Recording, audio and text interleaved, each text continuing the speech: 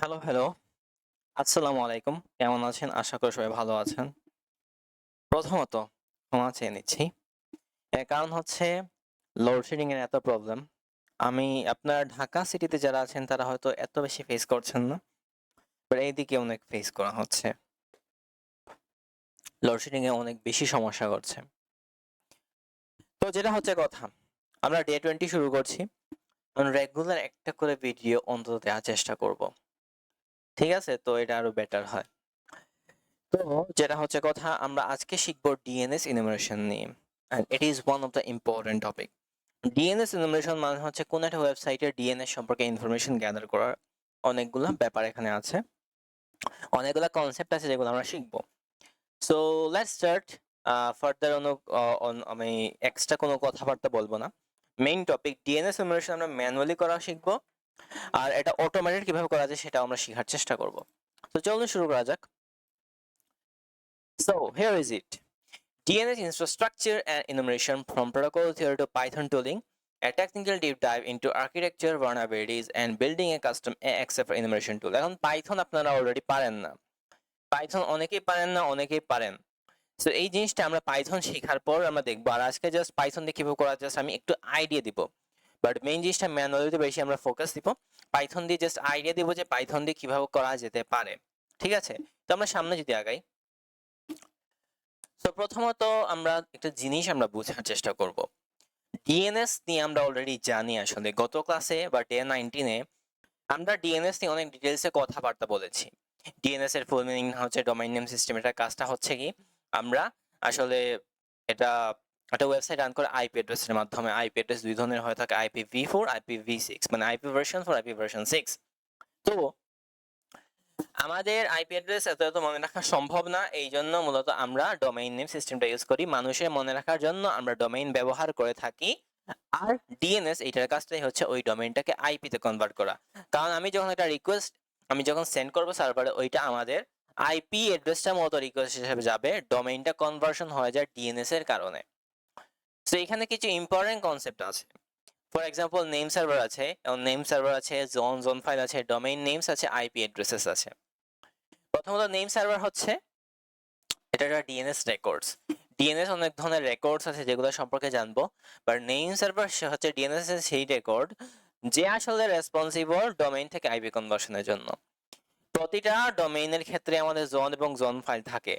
Zone হচ্ছে সেই ডাটাবেসকে বোঝায় যেখানে ডিএনএস এর রেকর্ড আমাদের থাকে, কোন একটা স্পেসিফিক ডোমেইনের জন্য ডিএনএস রেকর্ড থাকে, বা এটাকে বলতে পারেন জোন হচ্ছে বা জোন ফাইল হচ্ছে সেইটা যেখানে আমাদের ডোমেইনের সাথে করসপন্ডিং আইপি অ্যাড্রেস, তার ডিএনএস রেকর্ডস ইত্যাদি রিলেটেড ইনফরমেশন থাকে।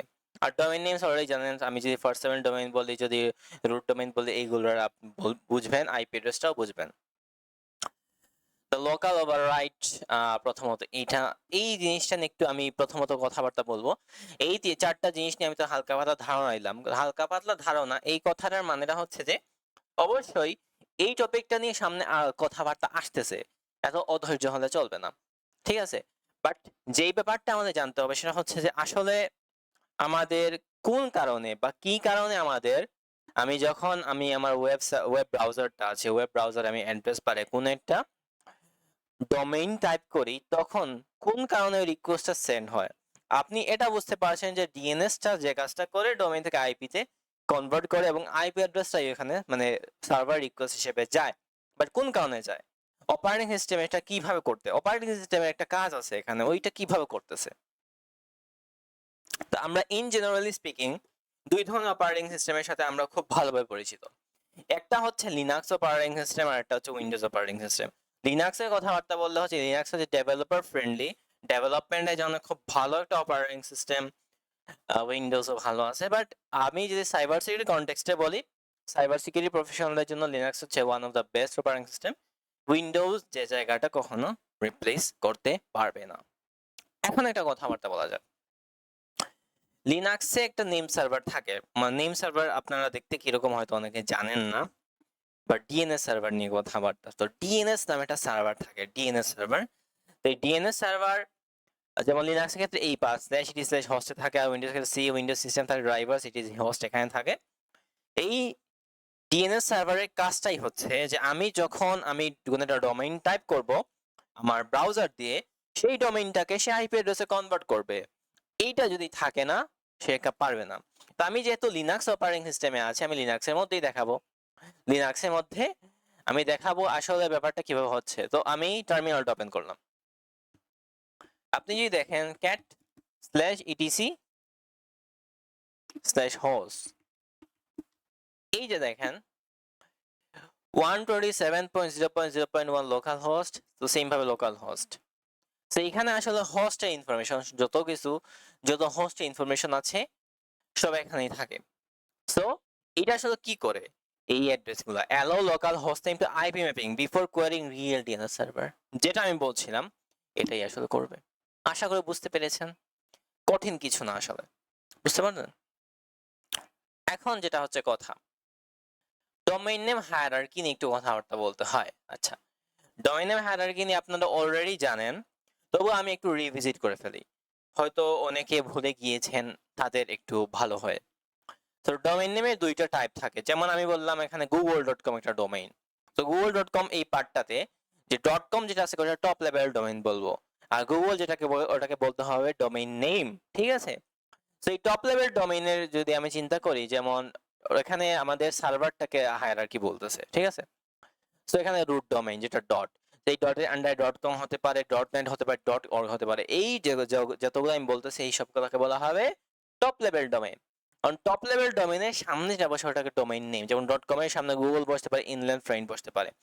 এখন ইনল্যান্ড ফ্রেন্ড আমি পিক করলাম ডোমেইন নেম, .com হচ্ছে টিএলডি টপ লেভেল ডোমেইন, তো এটা হচ্ছে আমাদের ডোমেইন নেম, এটা হচ্ছে আমাদের টপ লেভেল ডোমেইন। তো টপ লেভেল ডোমেইন টা আর আমাদের ডোমেইন নেমটাকে যদি আমি মার্জ করি, তাহলে টোটাল ডোমেইনটা আসবে, যেটার নাম হচ্ছে inlandfreight.com। এখন এই ডোমেইনের আন্ডারে কিছু সাবডোমেইন থাকতে পারে, যেমন www.inlandfreight.com এর একটা সাবডোমেইন, blog.inlandfreight.com আরেকটা সাবডোমেইন, dev.inlandfreight.com আরেকটা সাবডোমেইন। তাহলে তিনটা কনটেক্সট আমরা বুঝতে পারলাম: top level domain, domain name, the actual registered name, আর subdomain specific host or services. So এখানে একটা ইম্পর্টেন্ট কনটেক্সট বলছে, every domain consists of at least a TLD and a domain name। এখন এটা গুরুত্বপূর্ণ না, বা এটা এরকম মাস্ট না যে প্রতিটা ডোমেইনে একটা সাবডোমেইন থাকবে, বাট এইটা অবশ্যই গুরুত্বপূর্ণ, সেটা হচ্ছে যে অবশ্যই একটা ডোমেইনে একটা ডোমেইন নেম থাকবে আর এটা টপ লেভেল ডোমেইন থাকবে। Subdomain names underneath pointing to individual asset. Individual asset বলতে বোঝানো হচ্ছে যে সাবডোমেইনের কাজটা হচ্ছে স্পেসিফিক কোন একটা টাস্ক করার জন্য। যেমন google.com, আমি এই এক্সাম্পলটা নিলে, গুগল এটা হচ্ছে ডোমেইন নেম, .com হচ্ছে টপ লেভেল ডোমেইন, এইটার আন্ডারে আমাদের প্রতিটা সাবডোমেইন প্রতিটা মানে স্পেসিফিক একটা টাস্ক করে থাকে। যেমন drive.google.com, এটা আমি ড্রাইভ হিসেবে ইউজ করতে পারি, বা স্টোরেজ হিসেবে স্টোর করার জন্য ইউজ করতে পারি যে কোনো কিছু। তারপর wonder.go.com তাদের প্রিমিয়াম সার্ভিস কেনার জন্য এইটা। তারপর mail.go.com তাদের মেইল সার্ভিস। এইরকম ভাবে তাদের আরো অনেকগুলো সার্ভিসই আছে। প্রতিটা সাবডোমেইন একটা স্পেসিফিক টাস্ক কমপ্লিটের জন্যই ইউজ করা হয়ে থাকে। ওকে, এখন সবচেয়ে ইম্পর্টেন্ট কনটেক্সটে আসা যাক, ডিএনএসটা কাজ করে কিভাবে।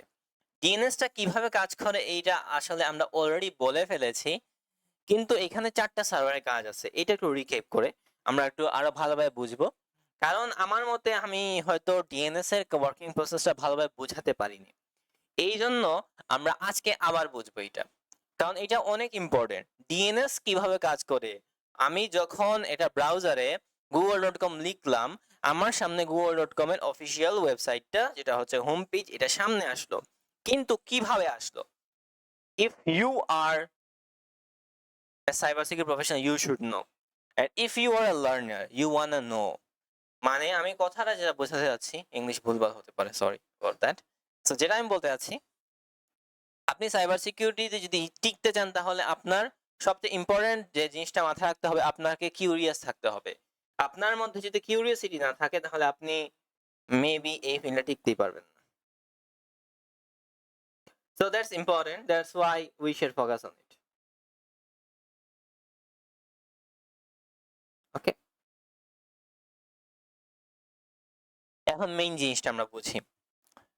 কিউরিয়াসিটি আপনার মধ্যে থাকতে হবে, আপনি টিকতে পারবেন। আপনাকে জানার আগ্রহ থাকতে হবে, জানার আগ্রহ জাস্ট থাকা এনাফ না, আপনাকে সেই অনুযায়ী রিসার্চ করতে হবে। একটা ব্যাপার নিয়ে আমি অনেক গুরুত্বের সাথে কথা বলবো, আমি একটু ফোর্স 14 একটু কথাবার্তা বলি, হয়তো অনেক বিরক্ত লাগতে পারে। আচ্ছা, আমাদের ডিসকর্ড সার্ভার সবাই জয়েন হয়ে যাবেন। ডিসকর্ড সার্ভারটা রাখছি আপনাদের জন্য, আপনাদের ওয়েব পেন টেস্টিং সিরিজ নামে একটা, আমি জাস্ট একটা মানে ক্যাটাগরি সিলেক্ট করে ক্যাটাগরি বানিয়ে ওইটার আন্ডারে অনেকগুলো চ্যানেল বানিয়ে রাখছি আপনাদের সুবিধার জন্য, আপনারা নিজেদের প্রবলেম সলভ করবেন। আরেকটা জিনিস হচ্ছে যে self research is more important. আমি একটা সিলেবাস বানাই রাখছি, সিলেবাসটা আপনাদের দিছি, সিলেবাসটা যদি না পেয়ে থাকেন আমি আবার দিব আজকে, ওইটা ফলো করবেন। সিলেবাসে যে টপিকগুলো দিছি ওইগুলো নিজে নিজে গুগল করবেন। Researching is so much important. আমি একজন মানে কোনো আপনি আমার উপর নির্ভর করে থাকবেন না, আমিও কারোর উপর নির্ভর করে শিখি না। আমি যদি কারোর উপর নির্ভর করে শিখতাম তাহলে আমি আসলে এত কিছু শিখতে পারতাম না, আমি লিমিটেড নলেজ আমার মধ্যে থাকতো। এই জন্য বারবার বলবো self research is so much important. আরেকটা জিনিস হচ্ছে যে যে জিনিসটা নিয়ে আমি এনকারেজ করবো যে ব্যাপারটা নিয়ে সেটা হচ্ছে যে আপনারা অবশ্যই ফার্স্ট অফ অল ডিসকর্ড সার্ভারটাতে জয়েন করবেন। ওইখানে নিজেদের একটা ইন্ট্রোডাকশন নামে একটা আমি জিনিস রাখছি, একটা চ্যানেল রাখছি, ওইখানে নিজেদের পরিচয় দিবেন, সবার সাথে পরিচয় হবেন, নিজে প্রবলেম সলভ করবেন।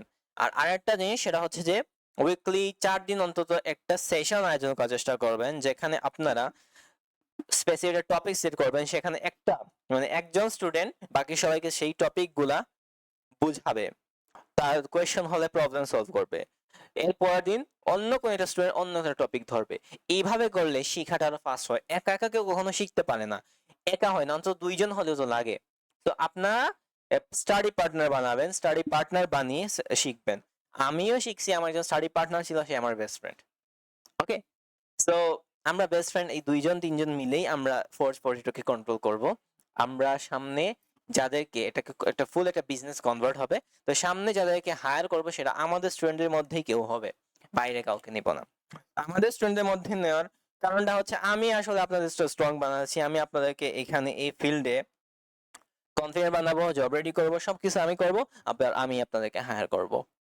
ওকে, ইট উইল টেক টাইম, কারণ এই কোর্স যেটা বলতেছি এই কোর্সটা কমপ্লিট করতেই আমার 1 বছর সময় লাগবে।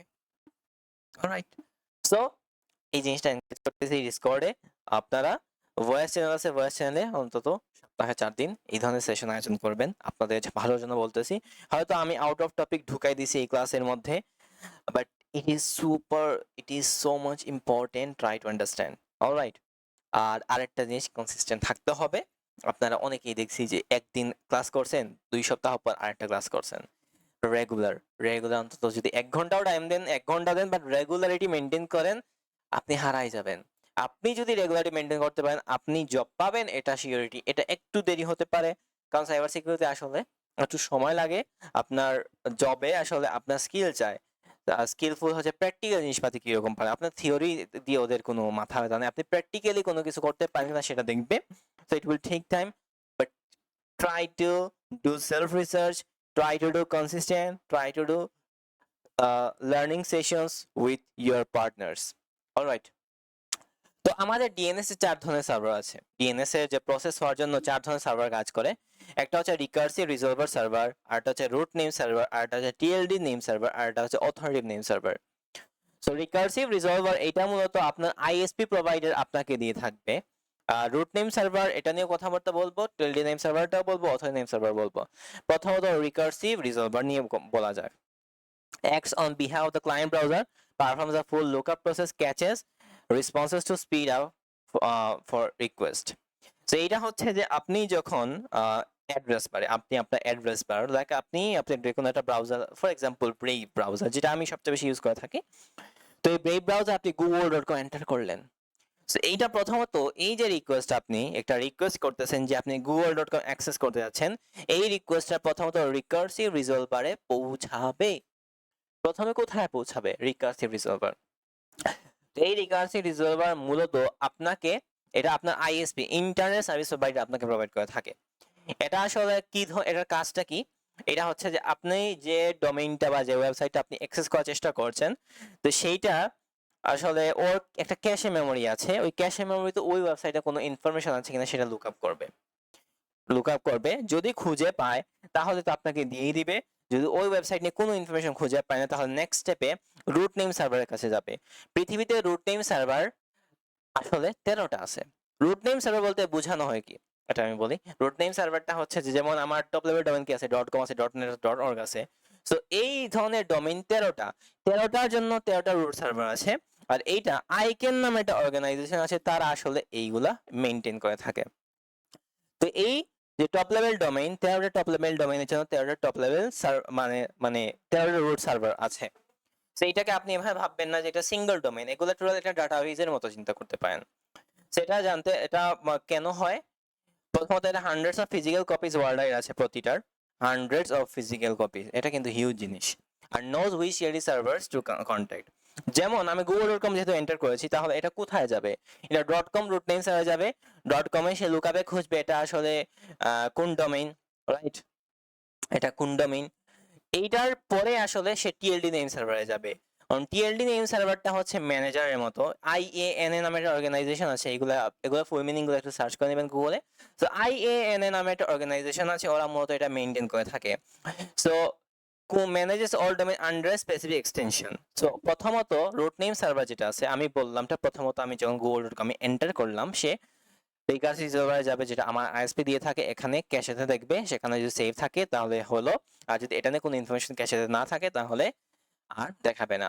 তারপর রুট নেম সার্ভার আছে, রুট নেম সার্ভার 13টা রুট সার্ভার আছে, 13টা রুট সার্ভার আছে। তো এই 13টা রুট সার্ভারে I I can not organization এটাকে মেনটেন করে থাকে, আর যেগুলোর ক্ষেত্রে হান্ড্রেডস অফ ফিজিক্যাল কপিজ ওয়ার্ল্ডের আছে। আর এটা জানে কি which TLD servers to contact, এটা এটা আপনাকে হেল্প করবে যে কোন TLD server like .com .net but what, এই ধরনের কোন টিএলডি সার্ভারে আপনাকে কন্ট্যাক্ট করতে হবে।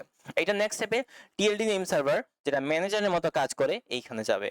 তাহলে প্রথমটা হচ্ছে মিডলম্যান, পরেরটা ম্যাপের মতো কাজ করে, আর পরেরটা হচ্ছে ম্যানেজার।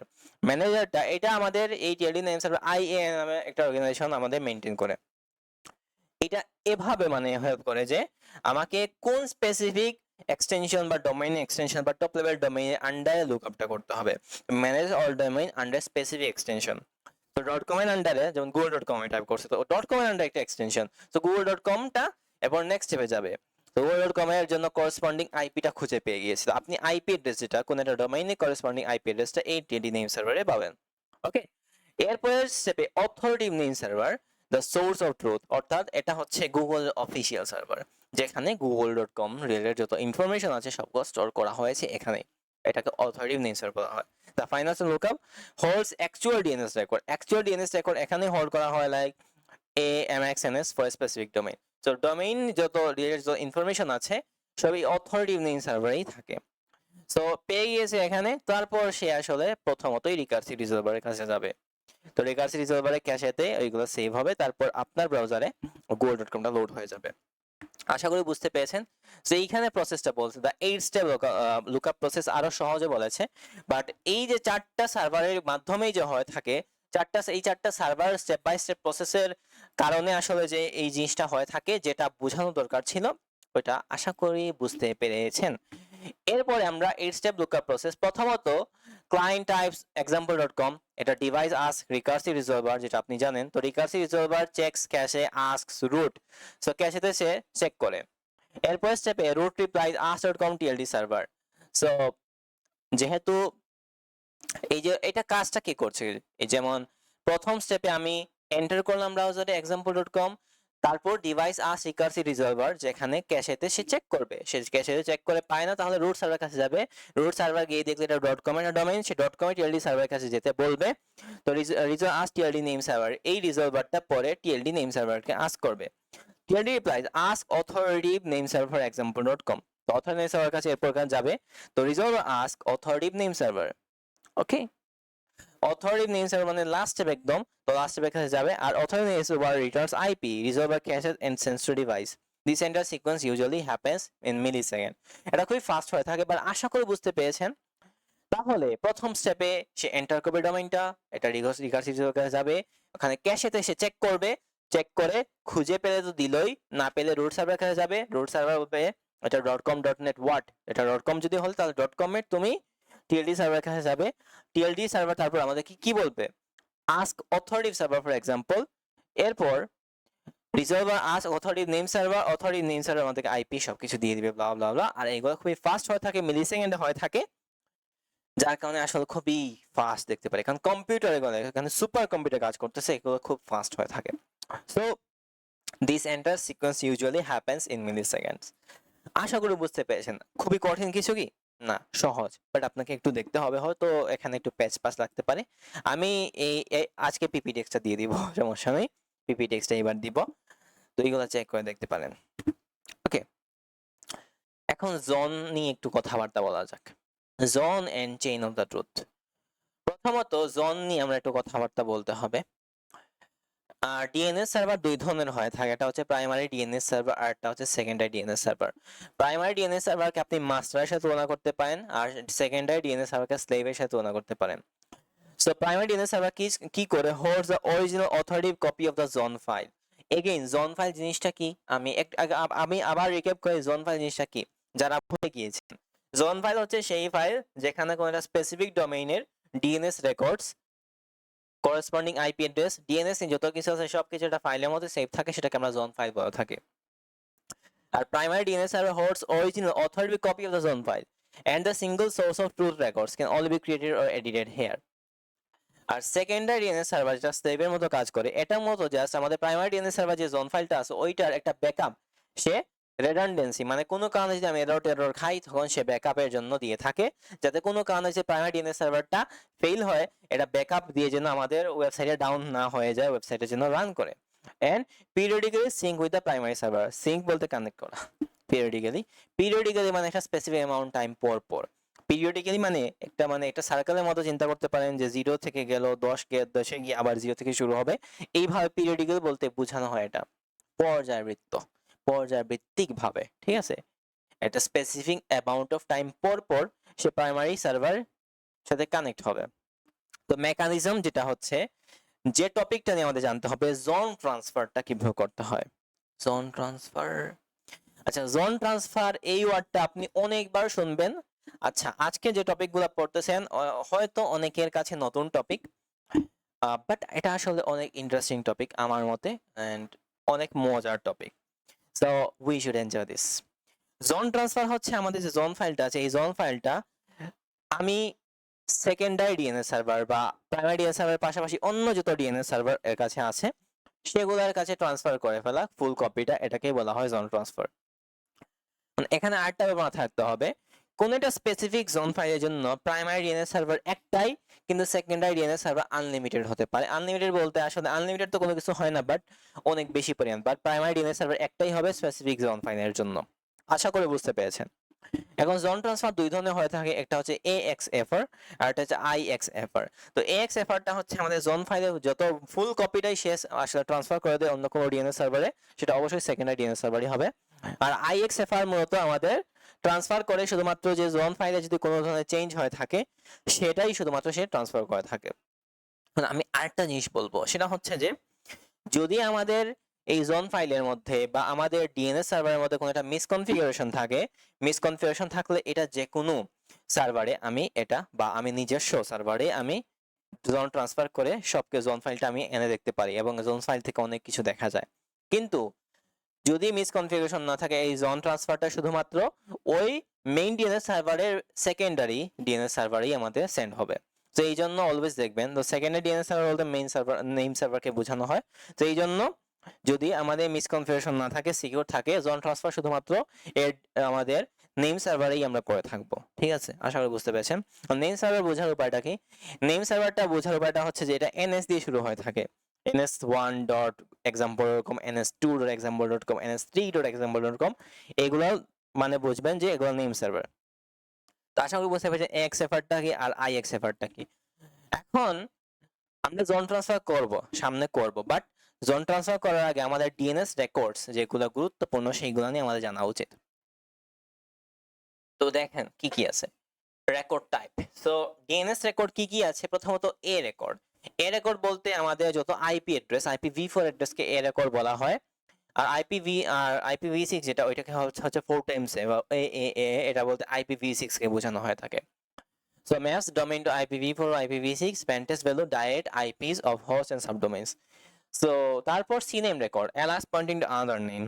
এইটা আমি একটু বোঝানো দরকার আছে, ঠিক আছে? আমি একটু বোঝানোর চেষ্টা করি। আমি একটা জিনিস দেখেন, যেমন আমি একটু যে কাজটা করি সেটা হচ্ছে অনলাইন একটা হোয়াইট বোর্ড আমি একটা আনি, দেখি তো এটা অনলাইন হোয়াইট বোর্ড, এটা একটা। তো চলেন এখানে একটা জিনিস করলাম যে আমার, আপনি ধরেন একটা ব্রাউজার আছে, এটা ব্রাউজারটা অ্যাড্রেস বার। তো অ্যাড্রেস বারে আমি লিখলামটা কি, তুমি যাবা কোথায়, google.com এ যাবা, রাইট?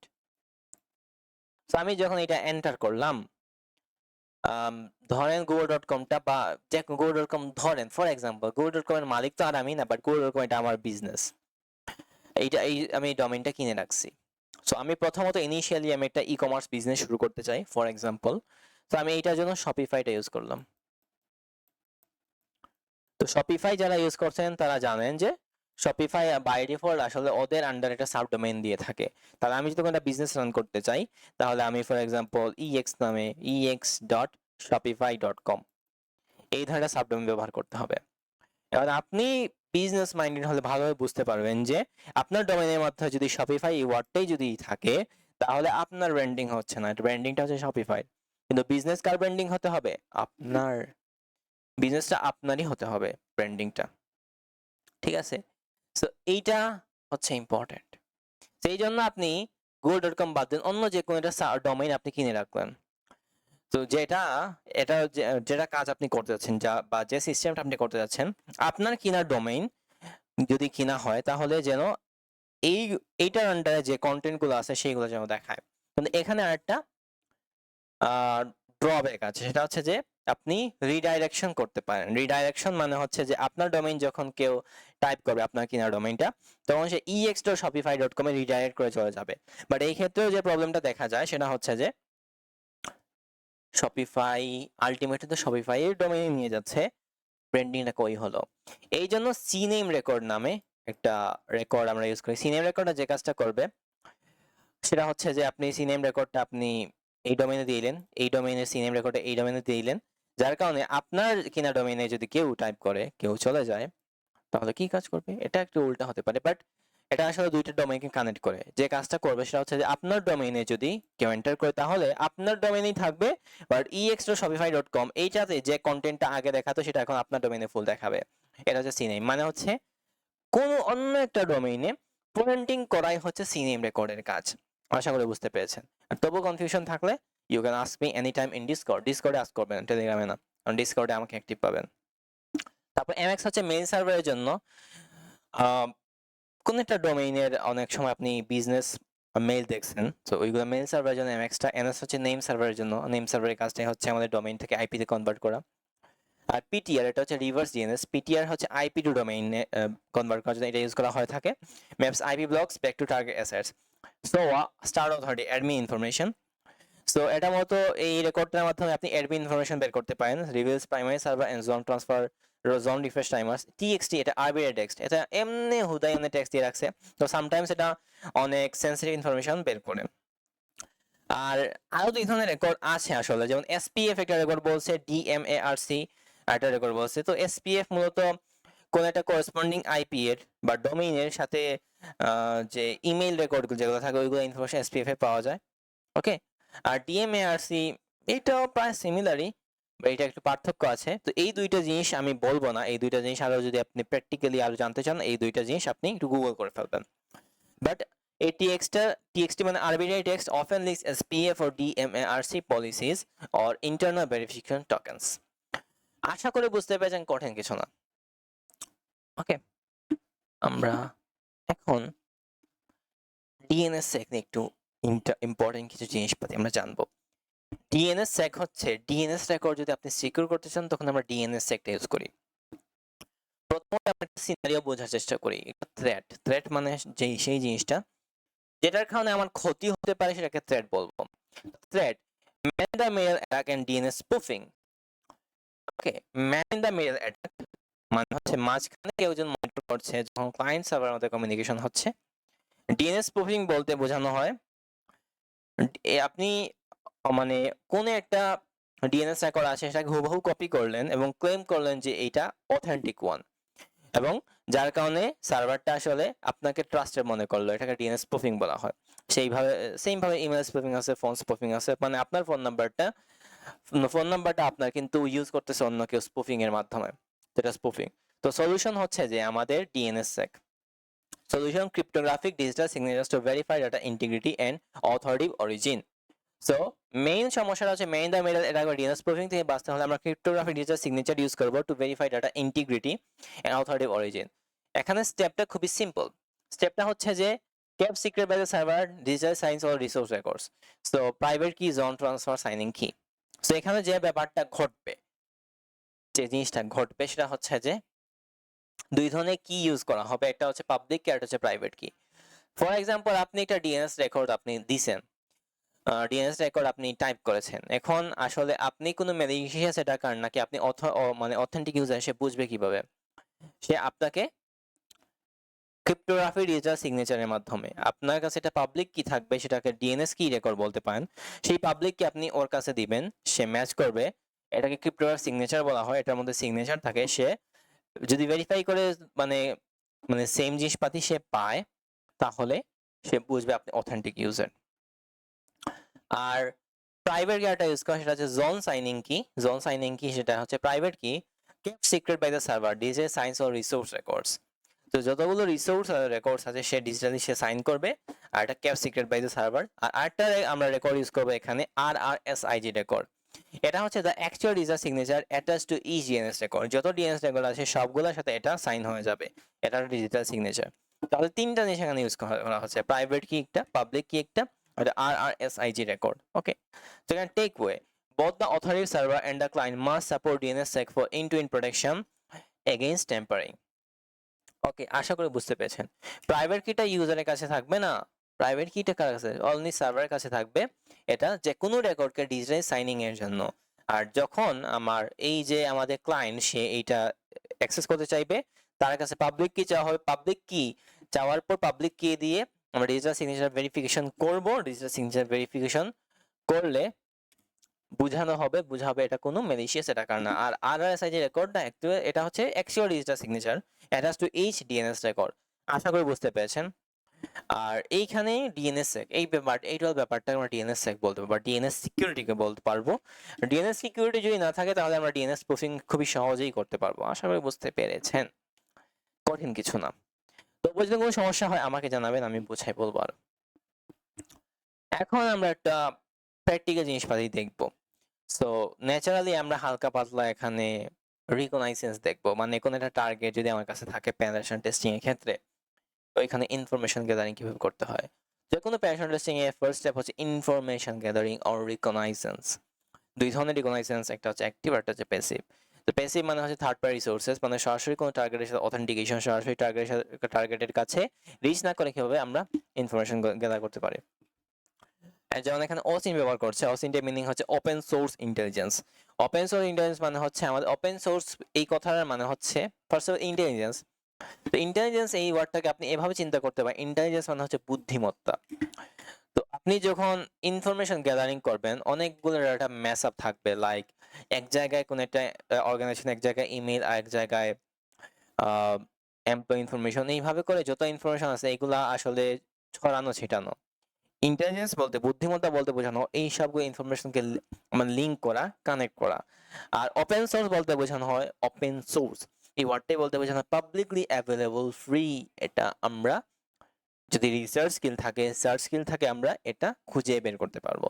তো ওপেন সোর্স ইন্টেলিজেন্স মানে হচ্ছে ওপেন সোর্স ইনফরমেশন কালেক্ট করা কোন একটা স্পেসিফিক অর্গানাইজেশন, কোন একটা স্পেসিফিক কোম্পানি বা কোন স্পেসিফিক পারসন সম্পর্কে গুগল বা থার্ড পার্টি যে টুলস অথবা থার্ড পার্টি ওয়েবসাইটস এইগুলো ব্যবহার করে ইনফরমেশন গ্যাদার করা। ইনফরমেশন যেগুলো অবশ্যই প্রাইভেসি কনসার্ন হতে হবে, অথবা এগুলো সেন্সিটিভ, যেগুলো মিনিং আছে, এটাকেই বলা হয় ওপেন সোর্স ইন্টেলিজেন্স বা সংক্ষেপে অসিন বলে থাকে। তো এইটার গুগল ডক ব্যবহার করে থাকে, ভায়াস বা ডিএনএস ডাম্পস নেটক্রাফট, এগুলো বিভিন্ন ওয়ে আছে। তো অসিন্ট নিয়ে আমরা সামনে ভিডিও আসবে, তখন আপনি বুঝবেন আসলে অসিনটা কি, আরো ডিটেলসে বুঝতে পারবেন। আপনি টার্গেটটা ধরনের একটা ওয়েবসাইট আছে, সেটা সার্টিফিকেট লগস আপনি চেক করতে পারেন, বাট আমি সার্টিফিকেট লগস আপাতত চেক করছি না, আপনি চেক করতে পারেন। তো এইটা চেক করলে আসলে এইটার আন্ডারে যত সাবডোমেইন আছে সবগুলো এসএসএল সার্টিফিকেট সবগুলো দেখা যাবে। ওকে, তো extra subdomains from public SSL or TLS certificate registries. তো এইটা একটা ওয়ে আছে, আমি একটা এক্সাম্পল দেখাই। যেমন আপনি সিআরটি ডট এসএইচ নামে একটা ওয়েবসাইট আছে, ভালো একটা ওয়েবসাইট আসলে। তো এই ওয়েবসাইটে একটু যাই যদি। আসলে এখন ডাউন হয়ে গেছে কিনা আই ডোন্ট নো। বাট চলার আসলে কথা। মেবি এখানে কিছু সমস্যা হয়ে গেছে। বাট এই ওয়েবসাইটটা একসময় খুবই জনপ্রিয় ছিল। এই ওয়েবসাইটে দুনিয়ায় যত ওয়েবসাইট আছে সব ওয়েবসাইটের আমাদের এসএসএল টিআর সার্টিফিকেট এখানে স্টোর করা থাকতো। তো এটার আন্ডারে কি কি সাবডোমেইন আছে সবগুলো এখানে দেখা যেত। এই ওয়েবসাইটটাও ডাউন হয়ে গেছে। এটা বাগ বাউন্টি হান্টিং যারা করতো তাদের জন্য অনেক বড় একটা রিসোর্স ছিল। এটাও ডাউন হয়ে গেছে। কি দিনকাল আসলো রে। ওকে। আর আরেকটা হচ্ছে ডায়াজন এক্সএফআর। এখন আমরা মেইন টপিকটা সেটা হচ্ছে জোন ট্রান্সফার ওইটাই। The most dangerous factor attempting to download the raw DNS database directly from misconfigured server. যদি সার্ভারটা মিসকনফিগার থাকে তাহলে আমি নিজস্ব সার্ভারে সব ডিএনএস ফাইলগুলো আনতে দেখতে পারি। আর জোন ট্রান্সফার কেন গুরুত্বপূর্ণ? নর্মালি আমরা যখন পেনিট্রেশন টেস্টিংটা বাদ দিয়ে আমরা বাগ বাউন্টি হান্টিং নিয়ে কথাবার্তা বলি, যদি বাগ বাউন্টিতে আমাদের সাবডোমেইনগুলো খুঁজে বের করতে হয়, আইপি অ্যাড্রেসগুলো খুঁজে বের করতে হয়।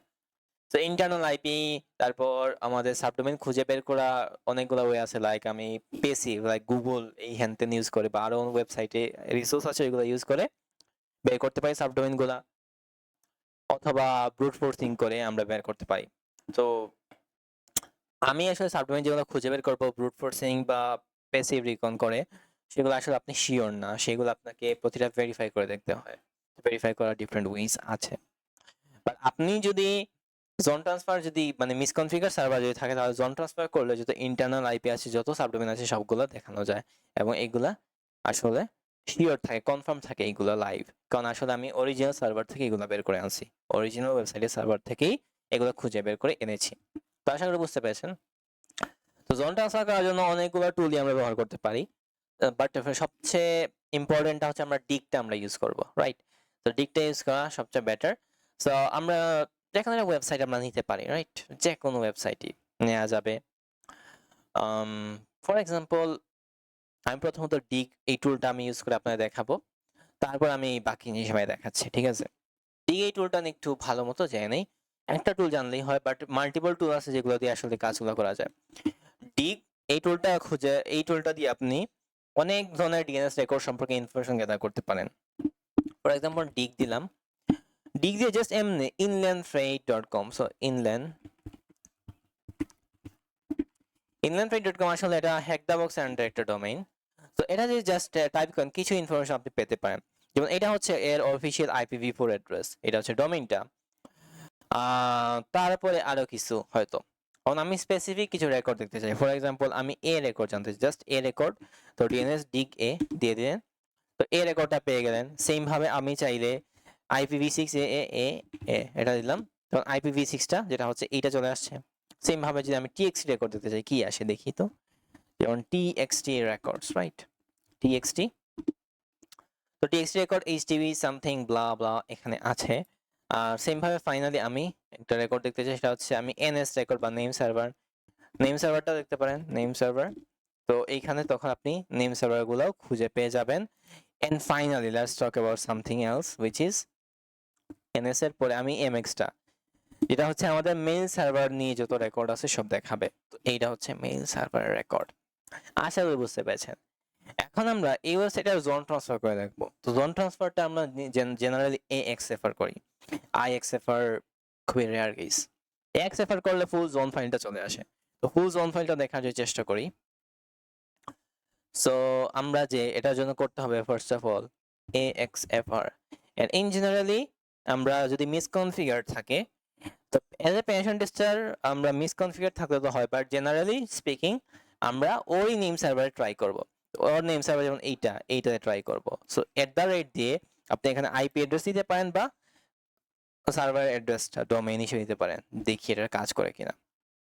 সো এখানে ট্রান্সফারটা ফেল দেখাচ্ছে, ওর অফিসিয়াল নেম সার্ভারে অ্যালাউ করছে না। ভালো, আমি প্রথমত আরেকটা ডোমেইন আছে সেটাতে আমি একটু ট্রাই করি। সেটা হচ্ছে যে আমি একটু সার্চ করি যে জোন ট্রান্সফার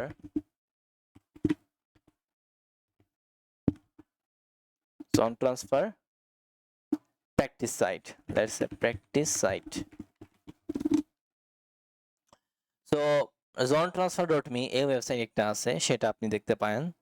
তো এইটা খুবই ভালো একটা ওয়েবসাইট। সো ফর এক্সাম্পল এইটা একটা এক্সাম্পল, তো এটা আপনি একটু দেখতে পারেন। সো আমি এই ওয়েবসাইটটা নিয়ে একটু দেখতে পারি, কারণ এইটা ভার্নেবল একটা ওয়েবসাইট, যেটা আমাদেরকে দেয়াই হয়েছে যেন আমরা জোন ট্রান্সফার যেটা আছে ওইটা আমরা যেন প্র্যাকটিস করে দেখতে পারি। যেটা দেখা যাচ্ছে না, এমনি আমরা ওয়েবসাইটটা নিয়ে একটু ইনফরমেশন গ্যাদার করে দেখি কি কি আছে। এইটা হচ্ছে ওর আইপি অ্যাড্রেস, কারণ এর যতগুলো ইনফরমেশন আছে আমরা একটু দেখি। প্রথমত এ রেকর্ডটা তো অলরেডি দেখে ফেলেছি, তবুও স্পেসিফিক্যালি এ রেকর্ড যদি এমনি খুঁজে বের করতে চাই দেখতে পারি। তারপর 4 টাইমস এ যদি এ এ এ এ দেখা যাক, যেমন IPv6টা আসছে নাকি, এইভাবে একটা জিনিস দিছে, এগুলা হচ্ছে আচ্ছা ভালো কথা। তারপরে যদি দেখি আমরা আর কি আছে, যেমন আমি যদি এনএস রেকর্ড দেখতে চাই, এনএস রেকর্ড, তো এনএস রেকর্ড এখানে দুইটা আছে। তারপর আমি ফাইনালি এমএক্স রেকর্ড একটু দেখে ফেলি, এমএক্স রেকর্ড, তো এইখানে কিছু এমএক্স রেকর্ডও আছে। আর ফাইনালি আমি একটু টিএক্সটি রেকর্ডটাও আমি দেখে ফেলি। তো টিএক্সটি রেকর্ড যদি দেখেন তাহলে ইয়াপ গো সাইপ্লা কি এগুলা দিছে ভাই, যাই হোক অনেকগুলা জিনিস দিয়েছে। তো আমি যদি জোন ট্রান্সফার করতে চাই তাহলে আমাদেরকে একটা, যেমন আমরা অ্যারে সার্ভারে আমি করবো তাই না, তো এটা করলে আসলে অনেকগুলো জিনিস আমাদের রিভিল হয়ে যায়। আমি সেগুলো যদি দেখি, তো চলেন প্রথমত আমাদের জানা দরকার যেটা হচ্ছে যে একটা নেম সার্ভারের নাম। তো আমরা নেম সার্ভার এখান থেকে পেয়েছিলাম কি, যেমন এইটা একটা নেম সার্ভার রাইট, এই নেম সার্ভারটা ইউজ করতে পারি যেটা ওরা ইউজ করেছে এখানে, যে ইয়াপ ওয়ান, তো এইটা আমরা ইউজ করে দেখি একটু। তো আমরা এইটা ব্যবহার করব, ঠিক আছে। তো আমরা যেটা করব ডিএনএস AXFR, এটা AXFR করতে চাই, তো ধর zontransfer.me যেই ওয়েবসাইটে জন ট্রান্সফার করতে চাই, তারপর @ দিয়ে সেই সার্ভার, সেই ডিএনএস সার্ভারের অ্যাড্রেসটা, সেটা আইপি হতে পারে বা ডোমেইন হতে পারে, যেখানে আমি জোন ট্রান্সফার করতে চাই, মানে জোন ফাইলটা ট্রান্সফার হয় সেখানে যাবে। মিসকনফিগার থাকলে যে কোনো সার্ভার টাইপ করা যায়, মিসকনফিগার না হলে ওর নিজস্ব নেম সার্ভার টাইপ করতে হবে। তো প্র্যাকটিসের জন্য নিজস্ব নেম সার্ভার যেটা বের হয়েছে ওইটাতে দিলাম এন্টার। সো ট্রান্সফার ফেইল্ড, হয়তো আগের মতো কাজ করছে না। সো এই ক্ষেত্রে আমরা যে কাজটা করতে পারি, আমি হ্যাক দ্য বক্স একটা মডিউল আছে, সো ওইটাতে আপনার করে দেখতে পারি। ওকে, তো এই হ্যাক দ্য বক্স মডিউলে ভালোভাবে প্র্যাকটিস করা যেতে পারে। তো আমরা একটু করে দেখা যাক। মডিউলটার নামটা আমি ভুলে গেছি, মনে হয় কি যেন ছিল, এটা ছিল ডিএনএস, সরি মাঝে মাঝে সমস্যা করে, ডিএনএস enumeration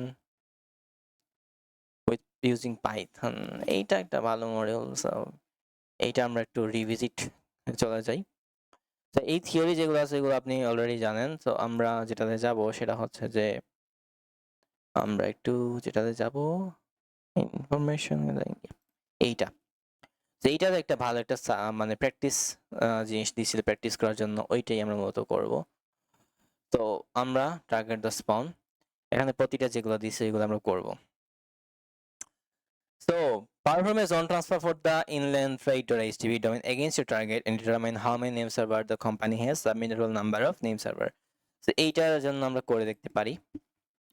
তো চলেন এইটা আমরা প্র্যাকটিক্যালি করে দেখা চেষ্টা করা যাক, এবং আর কি কি করা যায় দেখি। তো সো ক্লিয়ার, dig AXFR, তারপর এইটার জন্য করব, তারপর দিয়ে মূলত আমরা এখানে একটা আমাদের একটা আইপি অ্যাড্রেস আমাদেরকে দিবে, ওই এটা হচ্ছে একটা মানে এটা ডিএনএস সার্ভার, এই ডিএনএস সার্ভারে আমরা করব zone transfer. Let's try to do. এটা সামটাইমস আসলে ফেল দেখায়, সমস্যা নেই। আচ্ছা আচ্ছা বুঝতে পারছি একটা সমস্যাটা কোন জায়গায়। চলেন একটা জিনিস করা যাক। ওকে, তো sudo su, আমাকে প্রথমত ওপেন ভিপিএন কানেক্ট করে ফেলতে হবে। সো সিডি ডাউনলোডস, তো open VPN academy regular dot VPN, so এটা কানেক্ট হয়ে গেলে এখানে আইপি অ্যাড্রেসটা দেখাচ্ছে, সেশন ক্লাস নিউ ট্যাব। আমরা যেটা কাজটা করব, dig AXFR, এটা দিয়ে দিলাম, এটা না সরি, এটা হচ্ছে এইটা রাইট, এটা হচ্ছে inlandfreight.html, এটা দিলাম, দিয়ে ওই আইপি অ্যাড্রেসটা দিয়ে দিতে হবে, তাহলে এন্টার, সরি দুইবার দিয়ে দিচ্ছি মেবি। ওকে ডান। এখন দেখেন কি কি পাইছি আমরা। প্রথমত নেম সার্ভার, এই যে NS1 NS1 একটা NS2 একটা NS দিয়ে শুরু হলে সেটা হচ্ছে মেইন সার্ভার। আর এইখানে সব হচ্ছে সাবডোমেইন, যে এই যে দেখতে পাচ্ছেন সব ডোমেইন ইনফরমেশন, এগুলো করেসপন্ডিং আইপি অ্যাড্রেস, একটা TXT রেকর্ড সেটা আমাদের দেখাচ্ছে। তো নেম সার্ভার এখানে দুইটা, আনসারটা হচ্ছে দুইটা। নেক্সট কোয়েশ্চনে বলছিল determine IPv4 address NS1 something. তো এইটা আপনি দেখতে পারেন চাইলে, সম্ভবত কাটতে হবে একটু, কিছু অংশ কাটতে হবে। সো আমরা যদি দেখি যে টিক এগেইন, আর এটা আমরা IPv6, তো এ দেখে এইটা যদি দেখি, তো এইটা হচ্ছে আমাদের মেবি ইনফরমেশন না দেখানোর কথা, যাই হোক IPv4 বলছিল নাকি,